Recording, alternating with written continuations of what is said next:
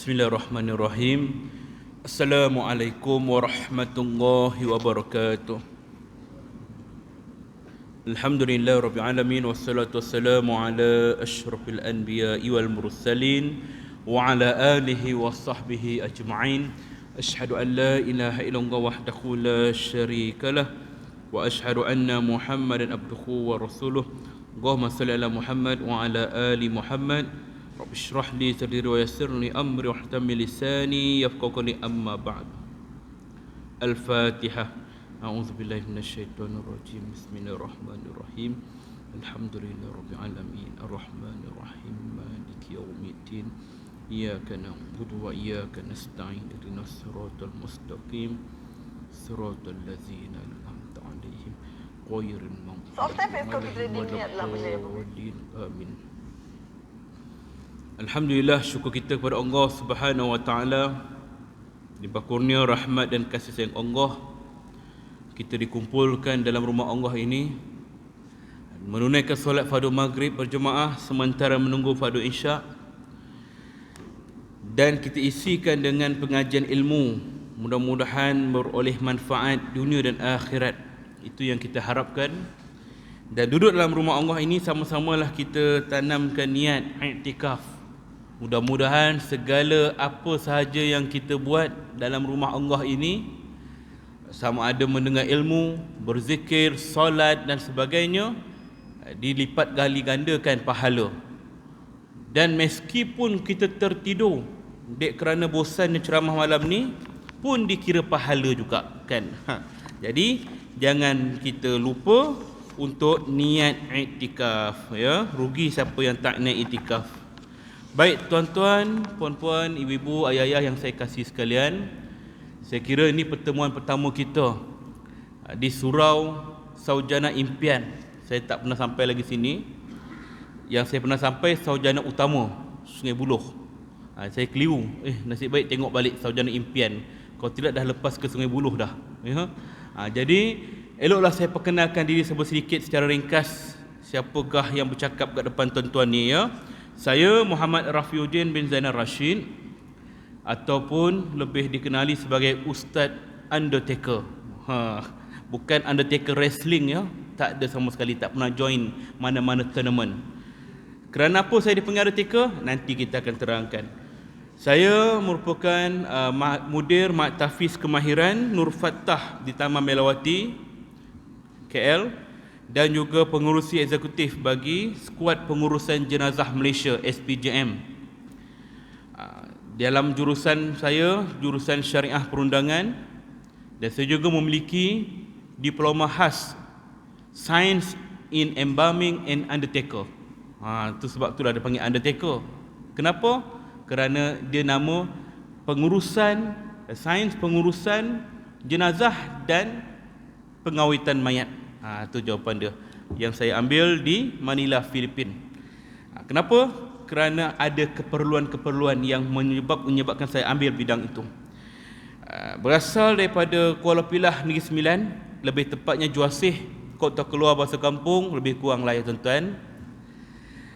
Dan sekarang menetap di Taman Melati, Gombak. Dan sekarang ni sekarang ni saya sibuk dalam misi-misi bantuan banjir. Antaranya di Pahang, dan insya-Allah esok ke Bukit Canggang, tempat-tempat yang terjejas, ya. Baik tuan-tuan, itu tersebut sedikit tentang diri saya yang saya kira tak perlu panjang lebar, tuan-tuan tak minat pun nak tahu, kan. Kita nak bincang tentang tajuk perbincangan kita malam ini, iaitu berkaitan dengan fiqh jenazah. Soal jawab. Kalau tuan-tuan ada soalan, dipersilakan. Ya, saya mulakan dengan soalan saya dulu, saya tanya, saya sendiri yang akan jawab, ya. Jadi antara perkara yang perlu kita tahu, kita bincangkan dalam fiqh jenazah ini, apakah kaedah yang disunnahkan ketika berhadapan dengan orang yang sedang menghadapi sakaratul maut. Sakaratul maut ni apa? Satu keadaan manusia nazak. Sakaratul maut ni dari segi bahasa, sakarat maksudnya mabuk. Maut tu kematian, ataupun mabuk di ambang kematian. Ada sini pernah mabuk? Takkanlah mabuk minum air arak, toddy, brandy, tidak, ya. Mabuk boleh jadi kita mabuk laut, boleh jadi mabuk udara, Boleh jadi mabuk naik kereta api ke. Dan boleh jadi juga mabuk cinta asmara, kan? Cinta asmara macam mana mabuk tu kan? Dia tak kira mak, dia nak juga si milah tu. Jangan ompok orang jangan diidam. Kan lagu tu kan. Sebab orang yang mabuk asmara ni dia tak kisahlah dia tu betul ke salah ke, tunang orang ke bini orang ke, dia tak iran. Sebab orang mabuk ni dia perlu dibimbing, dia perlu dibetulkan. Kerana orang mabuk tidak tahu mana salah, mana betul, mana dosa, mana pahala, mana hitam, mana putih, mana kanan, mana kiri. Maka ia perlu dibimbing sebagaimana orang yang mabuk minum arak, dia tak boleh bawa kereta. Terhuyung hayang, langgar tiang elektrik, langgar orang, terbabas ke kanan kiri, dia tak boleh. Begitu juga orang yang menghadapi mabuk ketika dalam kematian. Kerana ketika itu dia lupa segala-galanya, dia lupa siapa diri dia, dia lupa siapa keluarga dia, dia lupa orang keliling dia, yang paling dahsyat dia lupa Allah Subhanahu wa taala. Maka kerana itulah Nabi SAW mensyariatkan kepada kita, lakinu mautakum la ilaha illallah. Talkinkan kalimah la ilaha illallah kepada orang yang hampir mati ni, hampir meninggal dunia ni. Ini sunnah dia. La ilaha illallah kita kena ajar pada dia, dan diajar tu kalimah itu sahaja. Tak perlulah kita baca panjang macam dalam drama TV swasta tu tuan-tuan. Asal nak meninggal aja dia mengucap panjang. Mengucap asyhadu an la ilaha illallah. Yang heran yang tengah nazak tu pun ikut asyhadu an la ilaha illallah wa asyhadu anna Muhammadur Rasulullah wa asyhadu anna Muhammadun Rasulullah. Aku bersaksi tiada Tuhan selain Allah, aku bersaksi. Ini semua pembongak tuan-tuan. Mana pernah orang nak meninggal mengucap panjang ni, siap makna sekali. Nak lagi dahsyat, nak tunjuk husnul khotimah, siap jari macam ni kan. Ni semua berlakon. Ya, kalau berlakon ni dia ikut arahan produser. Kalau tuan pengarah kata cut, bangun balik mayat, kenapa tuan? Kurang feeling, buat sekali lagi. 30 kali hidup mati pun tak heran. Pasal berlakon. Hakikat sebenarnya kita disuruh ajar kalimah yang ringkas sahaja. La ilaha illallah. Itu pun bukan semua orang dapat sebut. Ya, nak sebut Allah pun di penghujung usia bukanlah satu perkara yang mudah. Ya, maka kita ajarkan dia dengan nada yang sederhana. Jangan terlalu laju, jangan terlalu perlahan. Kalau perlahan sangat dia tak cukup nafas. Ikut saya bang. La ilaha illallah. Semput nafas dia nak ikut. Sebab orang yang tengah nazak ni dia bernafas umpama melalui lubang jarum yang sempit. Tahu lubang jarum sempit? Macam mana orang perempuan nak masukkan benang ke dalam lubang jarum yang sempit tu? Tak berapa kali hisaplah benang tu kan. Tak, ia masuk-masuk tak nampak mata ni kan. Kocik lubang jarum tu. Demikianlah lubang nafas orang yang sedang nazak, sempit. Dia tak boleh diajar terlalu panjang, takut dia ikut dia tak sempat nak sebut. Dan jangan terlalu laju pula. Afdal zikri fa'lam annahu la ilaha illallah. Dah buat tahlil pula, dia tak boleh nak ikut kerana dia tak dapat nak tangkap perkataan kita. Ucap yang sederhana, la ilaha illallah, begitu. Dan sekiranya dia dapat ucap sekali, la ilaha illallah, cukup. Jangan dipaksa lagi. Teruskan bang, cakap lagi, ucap lagi bang. Jangan dipaksa dia. Dapat ucap sekali pun alhamdulillah, syukur. Dengan syarat jangan bersembang dengan dia pula. Alhamdulillah dapat juga ucap. Nak air bang? Nak, kata dia kan. Tak boleh. Kena ucap sekali lagi, kena ajar sekali lagi. Ya. Dan sekiranya dia dah mengucap ataupun kita dah ajar pada dia, tapi kita tak dengar dia mengucap kalimah itu, meninggal dia. Dah meninggal, tak dengar pun dia mengucap. Kau dengar tak? Tak dengar. Kau dengar tak? Tak dengar. Hai, manalah tempat dia ni kan. Bukan tugas kita untuk menempatkan dia ke mana-mana. Ya. Jadi kita sangka baik saja. Mungkin dia ucap tapi kita tak dengar. Tak payahlah kita heboh ke orang lain. Oh, dia tak sempat mengucap ni. Tak payah. Itu urusan dia dengan Allah Subhanahu Wa Taala. Ya. La ilaha illallah itu kalimah yang hanya Allah Ta'ala sahaja yang menentukan sama ada dia dapat ucap ataupun tidak. Ya, Allah sebut dalam Quranul Karim, Yusabbitullahu allazina amanu biqauli sabit fil hayatid dunya wa fil akhirah. Allah Ta'ala, dia akan meneguhkan ucapan orang beriman di dunia dan di akhirat. Apa ucapan tu? La ilaha illallah. Jika orang ni orang beriman, jika orang ni orang beramal soleh, walaupun ketika dia mati tu tak ada orang sekeliling dia, tinggal seorang-seorang kat rumah. Banyak kan kes kematian seorang-seorang kat rumah? Banyak. Tahu-tahu je dah jumpa mayat, dah 2 hari, 3 hari. Lalu siapa yang ajar kalimah la ilaha illallah ketika dia mati? Kalau tak ada sesiapa, sekiranya dia ni orang yang beriman, orang beramal soleh, maka Allah lah yang akan ingatkan kalimah tu pada dia. Dia akan ucap. Ini Allah janji. Yusabbitullahu allazina amanu. Allah teguhkan ucapan orang yang beriman. Di dunia wa fil akhirah. Di dunia dan di akhirat. Maka kita kena standby awal. Bawa kalimah la ilaha illallah ni bukan sahaja di bibir, dilafazkan selalu, tapi dengan hati yang ikhlas, yang menafikan segala kuasa melainkan kuasa Allah, yang mengutamakan Allah dalam segala-gala hal, dan dalam masa sama kita buktikan dengan perbuatan amal soleh dan sebagainya. Ya, maka dapatlah ucap la ilaha illallah di penghujung usia kita. Wa yudilungahu zalimin, dan Allah juga dia boleh sesatkan orang yang zalim. Allah boleh sesatkan orang zalim pada siapa? Orang yang zalim pada diri sendiri, dengan perbuatan maksiat, dengan segala perkara-perkara yang Allah suruh dia tak buat. Maka ketika dia nak meninggal dunia, walaupun keliling orang ajar kalimah la ilaha illallah, pujuk dia ucap la ilaha illallah, dia mungkin dengar tuan-tuan, mungkin dia dengar, tapi Allah tak benarkan kalimah itu keluar daripada kerongkong dia. Wa iyazubillah min zalik wa yaf'alu ma yasha. Allah dia boleh buat apa saja yang dia kehendaki. Ini yang kita takutkan tuan-tuan. Perkara yang paling kita takutkan berbanding segala musibah yang ada kat dunia ni. Musibah apa yang ada kat dunia ni yang paling dahsyat sekarang ni? Covid, banjir, apa saja musibah ni, semuanya tak setanding dengan musibah ketika kita nak mati nanti. Kalau gagal ucap kalimah la ilaha illallah wa iyazubillah min zalik, kemanalah tempat kita? Ya, maka kita pastikan kalimah itulah di penghujung usia kita. Itulah kejayaan yang sebenarnya, tuan-tuan ya. Kemudian itu di antara sunnah ketika kita berhadapan dengan orang yang sedang nazak. Dan bila seorang tu meninggal dunia, apakah perkataan yang perlu kita ucap ketika menerima berita kematian seseorang? Tentulah yang kedua, soalan yang kedua ni ialah kalimah istirja. Inna lillah wa inna ilaihi raji'un.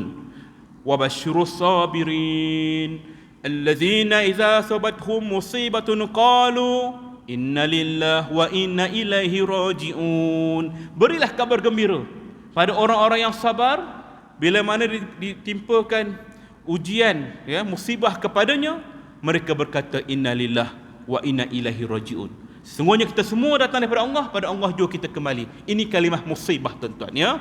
Tapi yang herannya kita ni, bila terima panggilan WhatsApp ke ataupun Facebook ke, ada orang tag kita bagi tahu jiran kita dah meninggal dunia pagi tadi. Misalnya kita dapat WhatsApp message kan, lalu orang komen Al-Fatihah kan, salam takziah Al-Fatihah. Lagi dahsyat dalam komen Al-Fatihah dalam kurungan dibaca kan. Orang punya trend sekarang ni. Salah ke baca Al-Fatihah ustaz? Tak salah. Siapa kata salah? Bacalah. Mudah-mudahan pahala kat kita dan mudah-mudahan sedekah kita tu dapat pada si mati. Itu urusan Allah. Yang jadi isunya kenapa kita sambut berita kematian dengan komen Al-Fatihah. Ini bukan sunnah. Sepatutnya kita sebutlah inna lillah wa inna ilaihi raji'un, baik dari segi lisan maupun penulisan. Sebut je inna lillah wa inna ilaihi raji'un. Ustaz, saya ni daripada kecil memang dah dididik, kalau terima berita kematian sebut Al-Fatihah. Kotlah orang ada orang macam tu kan. Tak apa, teruskan. Cuma saya minta tambah depan tu sikit je, inna lillah wa inna ilaihi raji'un. Lepas tu nak sebut Al-Fatihah ke Al-Baqarah ke An-Nisa ke terpulangkan. Yang penting baca. Jangan main pandai ya sebut, tapi baca tidak kan. Kita ikut sunnah ya, dalam sunnah ada kejayaan, dapat pahala ya. Inna lillahi wa inna ilaihi raji'un. Kalimah ini juga tuan-tuan, dia bukan pada orang yang muslim je, termasuk juga pada orang yang non muslim.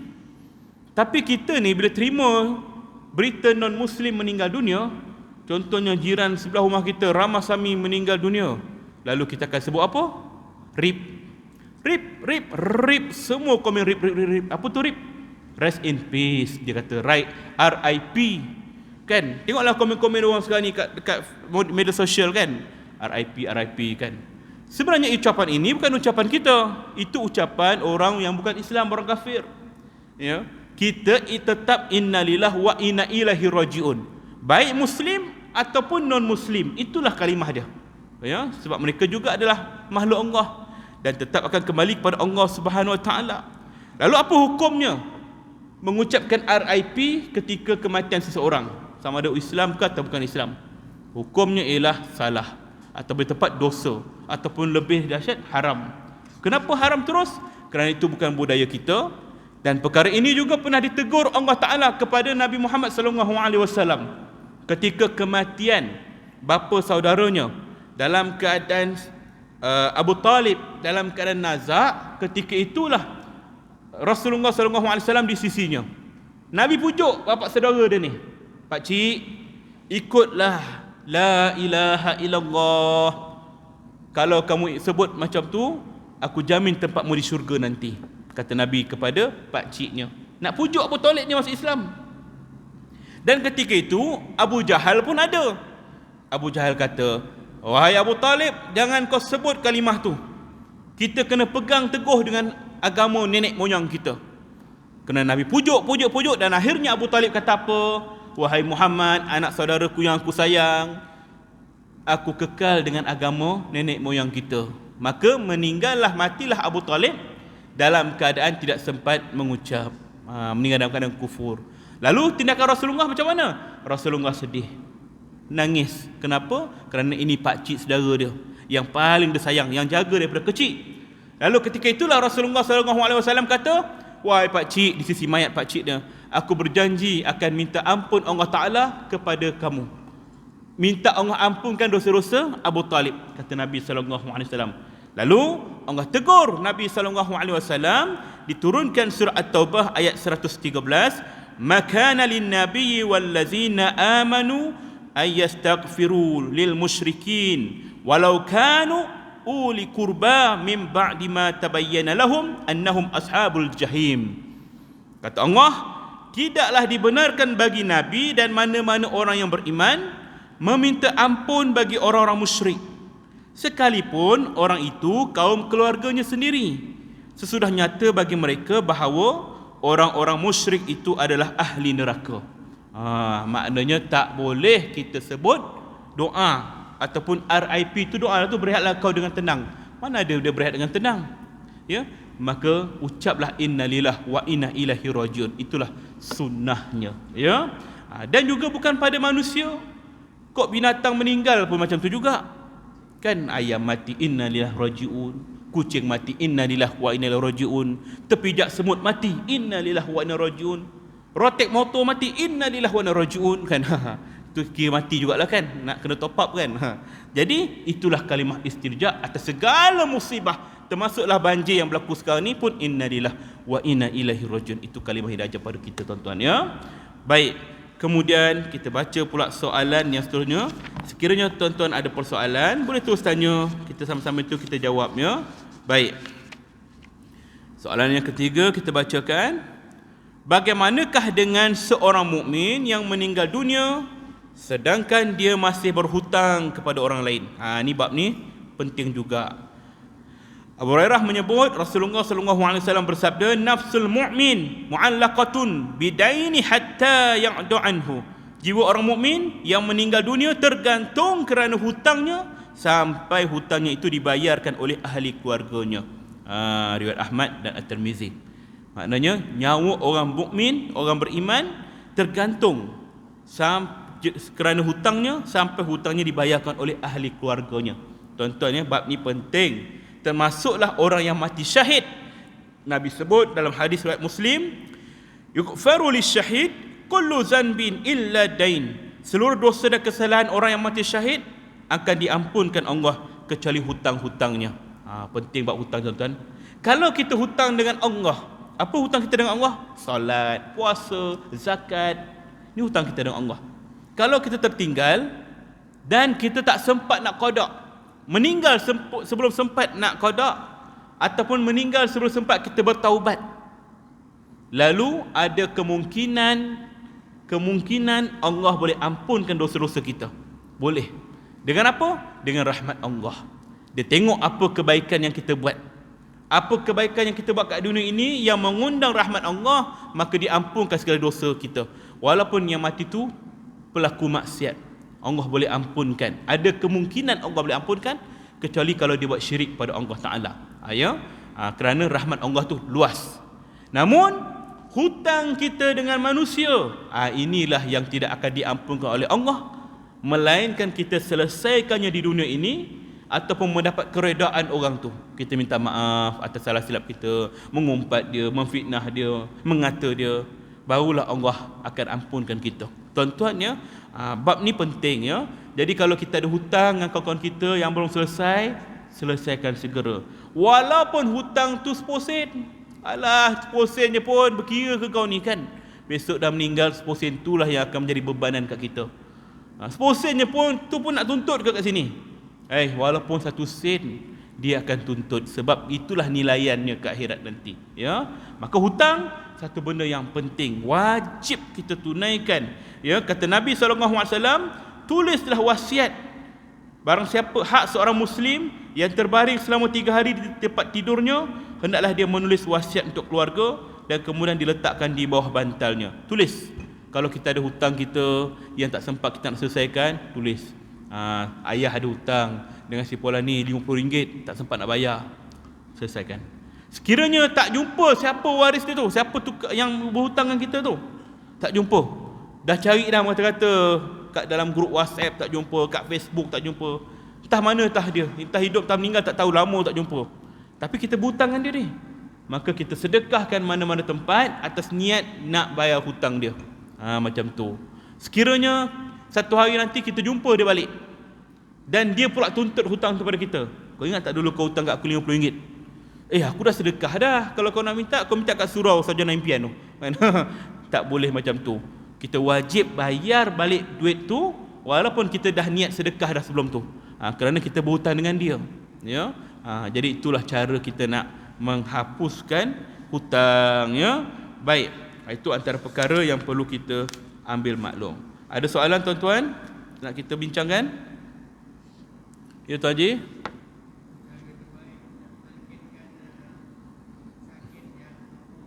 Okey, bagus soalan. Macam mana nak talkinkan orang yang koma? Dah koma macam mana pula kan?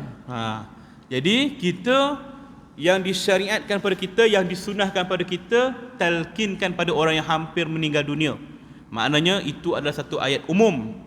Sesiapa saja yang hampir meninggal dunia, kita talkinkan saja la ilaha illallah, kerana itu sunnah pada kita. Kita dapat pahala kalau kita buat. Adapun di sisi Allah lah yang menentukan sama ada dia dapat mengucap ataupun tidak. Jadi pada orang koma, kita ajar saja pada dia kalimah la ilaha illallah, walaupun seorang itu bisu. Macam mana pula kalau orang itu bisu, Ustaz? Takkan kita nak buat bahasa isyarat la ilaha illallah kan? Bersilat-silat depan dia suruh ikut pula kan? Tak perlu kan? Kita ajar saja kalimah itu sunnah pada kita. Di sisi Allah lah terpulang sama ada dia dapat ucap ataupun tidak. Wallahu alam. Ada soalan lain nak bincangkan, ya Tuan Haji?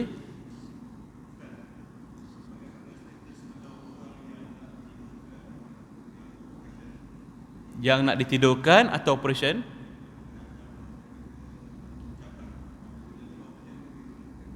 Macam kes COVID ni lah. Sebelum nak ditidurkan, dia ajar mengucap pada dia kan. Lalu mudah-mudahan itulah ucapan yang terakhir yang kita ingatkan pada dia.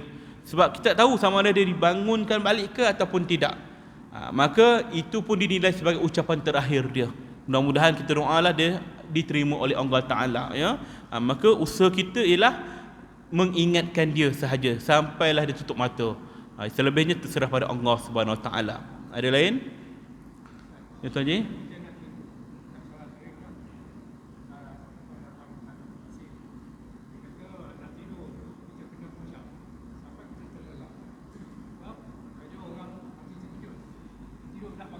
Betul.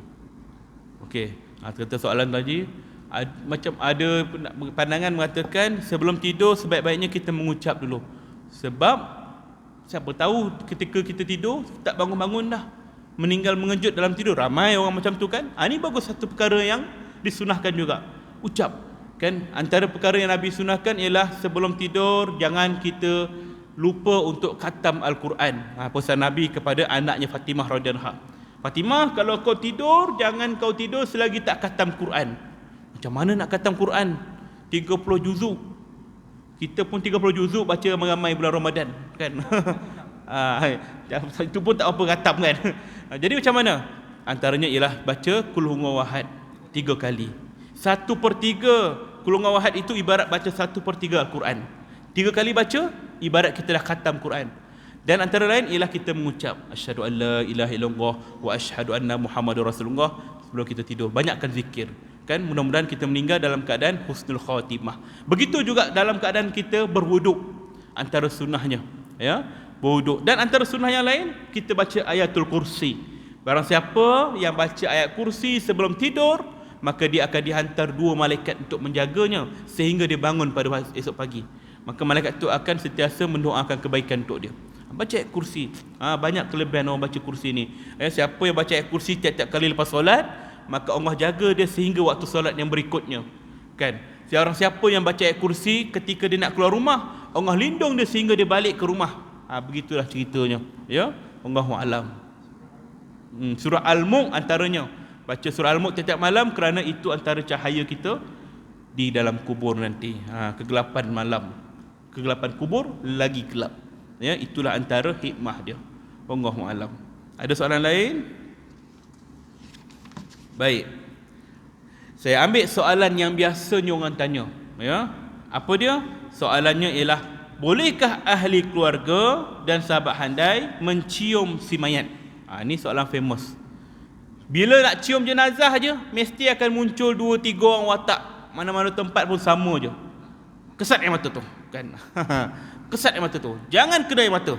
Kau terseksa mayat ni kan, kena air mata. Ini biasalah ni kan, mana-mana tempat pun. Kita tak salahkan dia kerana pemahaman memang daripada dulu masyarakat kita macam tu. Nak cium jenazah, jangan kena air mata. Adakah betul air mata tu akan menyiksa si mati? Jawabnya tidak.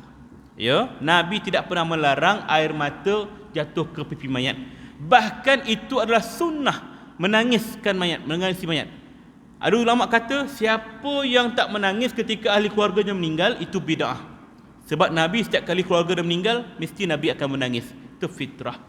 Ya, ada juga hadis ketika Rasulullah SAW wafat dan jasad beliau ditutupi dengan sehelai kain panjang, datang Abu Bakar As-Siddiq radhiyallahu anhu lalu membuka kain penutup pada bahagian wajahnya dan menciumnya sambil menangis dan berkata, alangkah sucinya kamu wahai Rasulullah, sama semasa masih hidup mahupun setelah wafat sekarang ini. Ini banyak pengajaran daripada hadis ni. Apa dia? Yang pertama, ketika Rasulullah dah siap dikafankan, jasad beliau ditutupi dengan sehelai kain panjang. Ini sunnah. Sebab tu letak kain batik lepas biasanya kan, ataupun kain hijau ke, kain penutup keranda tu ke kita tutup kan. Jangan biarkan mayat itu dalam keadaan kain kafan je, begitu je atas tengah rumah orang nampak kain kafan dia tu. Ini mengaibkan juga si mati. Kalaulah ada najis keluar ke mana tahu, maka tutup dengan sehelai kain panjang, itu sunnah. Ya. Yang kedua, Abu Bakar Siddiq datang membuka wajah Rasulullah dan menciumnya. Maknanya kalau tak ada keperluan, tutup muka mayat. Jika nak tengok baru buka. Kadang-kadang ada orang dedahkan je muka mayat tu. Orang duduk keliling, mayat muka terdedah.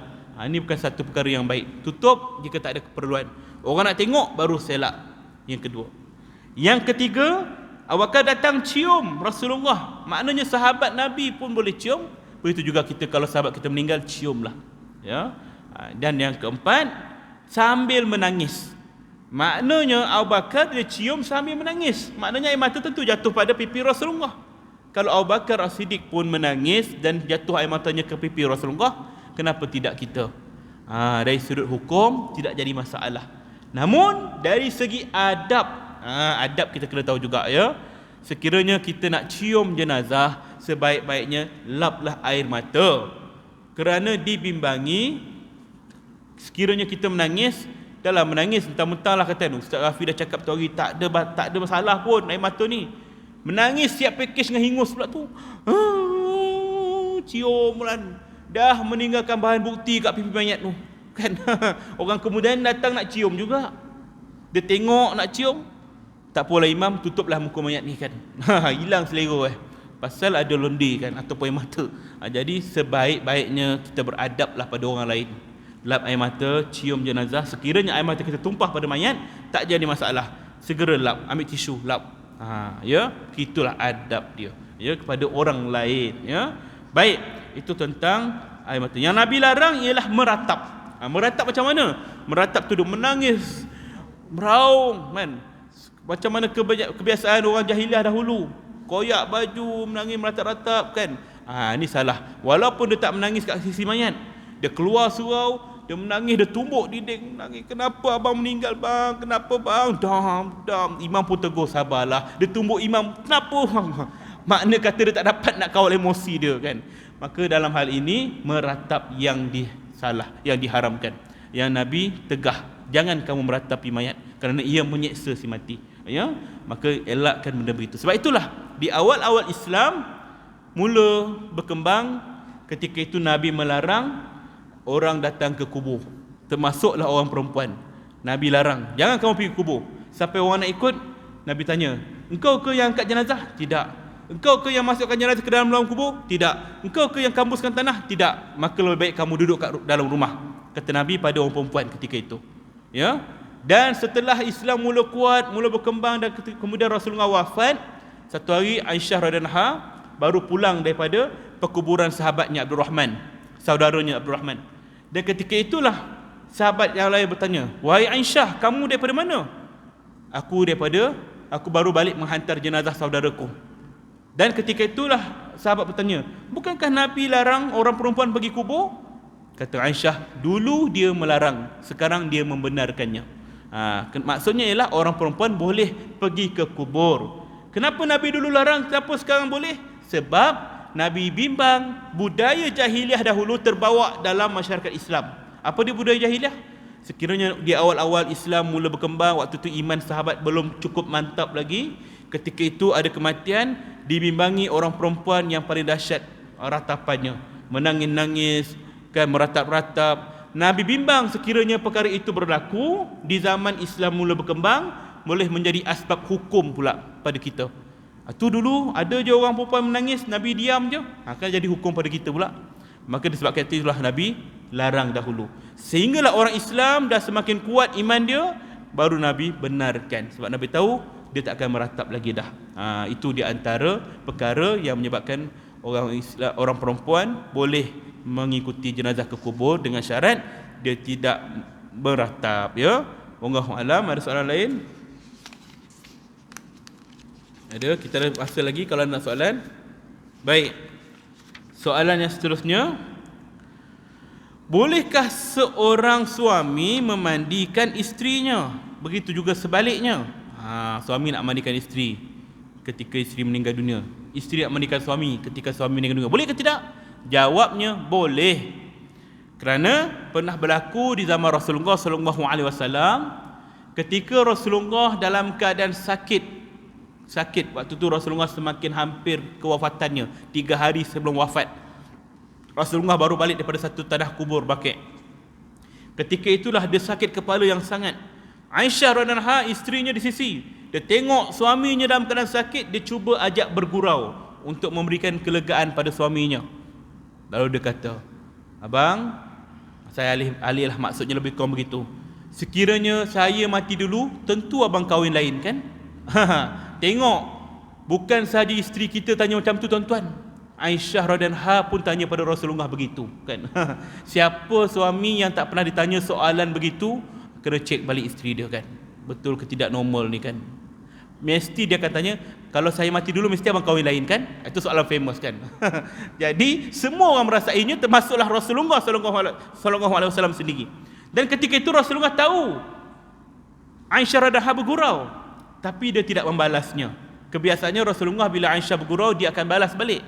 Tapi kerana dia tahu kewafatannya semakin hampir, maka dia membalas, tidak begitu wahai Aisyah, bahkan sekiranya engkau meninggal dahulu, akulah yang akan mandikan jenazahmu.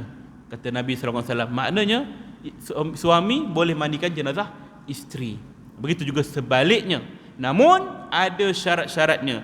Dengan syarat sekiranya seorang isteri nak mandikan suaminya, dia sendiri yang mandikan dengan bantuan ahli keluarga dia, anak-anak dan sebagainya.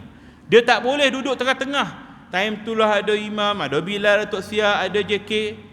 Dia menyelit tengah tu kan. Dia pun seng-seng lengan nak mandikan arwah suami ni, seng-seng lengan. Dia bilas sabun kat sini, Tok Siap pun bilas sabun ke sebelah sana. Dah berselisih tangan atas perut suami. Kan tak elok Roman tu. Maknanya kita tak boleh bersama, maknanya mandikan jenazah seorang isteri dengan orang lain. Sekiranya isteri dengan anak-anak tak apa. Tapi sekiranya isteri dengan anak tak tahu nak mandikan jenazah, tapi dia nak juga join, macam mana cara dia? Biarlah selesai semua siraman terakhir, bagi peluang pada isteri dan anak-anak dia. Panggil orang rumah dia, masuk, siram ni. Time tu kita ke tepilah, bagi peluang pada keluarga dia. Itu tak apa. Ya, begitu juga seorang suami kalau nak mandikan isteri dia, jenazah isteri dia, dia kena bersama dengan keluarga dia. Tak bolehlah ketika itu adalah ketua muslimat, ketua marhaban, ketua dapur kan, semua ada kat situ. Time tu suami tercelah tu. Tak boleh, ya, tak elok. Maka kalau dia nak buat dia sendiri ataupun bersama keluarga, tapi sekiranya ada orang lain, dia tunggu sehingga selesai, barulah dia jirus yang terakhir. Itu kaedah yang terpakai, ya. Dari sudut hukum, orang lelaki memandikan jenazah lelaki, orang perempuan tentulah mandikan jenazah perempuan. Kalau pondan macam mana? Siapa yang mandikan jenazah pondan? Bukan pondan yang pakai baju semata-mata tuan-tuan. Ini pondan yang dah siap renovate. Kunsa tak apa lagi. Kunsa ni kita tahu dia ni cenderung lelaki atau perempuan, maknanya ikut pada kecenderungan dia. Tapi ni pondan yang dibuat-buat, yang dah renovate barang dia tu. Macam mana? Siapa nak kena mandikan? Ikut suara dia. Dah meninggal, macam mana nak dengar suara? Agak macam mana kita nak tentukan siapa yang kena mandikan jenazah ni, lelaki ke perempuan? Tentulah lelaki. Walaupun dia dah buang dia punya barang tu jadi macam orang perempuan, tetap lelaki fitrah dia. Tapi dalam keadaan dia macam perempuan, macam mana kita nak mandikan ni? Kita walaupun aurat dia tetap pusat hingga lutut sebab dia lelaki, kita kena tutup juga bahagian dada dia. Sebagaimana jenazah perempuan, bila orang perempuan nak mandikan, dia tak boleh selak bahagian dada. Tangan dia saja yang melalui bahagian bawah, bahagian dada dia. Kain kat bawah tu, kan? Tapi kalau jenazah pondan pun kita tutup juga kain di atas dada dia, tutup. Jika tak tutup, akan berlaku dua musibah. Ada musibah tuan-tuan. Musibah pertama, orang tengok aib dia. Oh, macam tu Roman kan, macam tu rupa dia kan. Mengaibkan dia. Kita berdosa buka aib dia. Musibah yang kedua, boleh jadi fitnah pada tukang mandi. Ustaz, kenapa lama-lama kat situ? Jadi orang fitnah kita pula kan, sengaja kan. Maka nak elakkan fitnah, tutup. Elakkan aib, tutup, ya. Dan tukang mandi ni mesti amanah. Jangan cerita aib orang. Woi, tadi aku mandikan dia. Macam ni rupanya kan. Najis dia macam ni. Diam. Apa saja aib pada si mati, diam, simpan je. Ya. Tapi kalau ada kebaikan yang kita nampak, kita boleh cerita ke orang. Alhamdulillah arwah ni mudah sangat urus jenazah ni. Ya, tenang je. Senyum arwah ni. Ni tak apa. Supaya orang boleh tengok apa yang dia buat waktu hidup kat dunia dulu. Orang ambil ibrah. Oh, rupa-rupanya dia ni arwah ni dulu suka sedekah. Oh, dulu arwah ni tak pernah tinggal tahajud. Oh, rupanya arwah ni tak pernah memasang muka.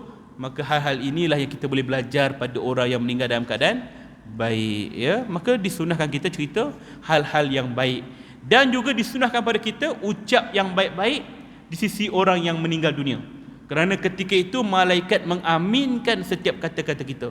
Walaupun kita nampak mayat dalam keadaan aib, cerita yang baik-baik je. Alhamdulillah arwah ni nampak tenang. Cakap baik-baik je. Alhamdulillah cuaca hari ni baik, ya. Cari apa benda yang boleh kita ucap cara baik.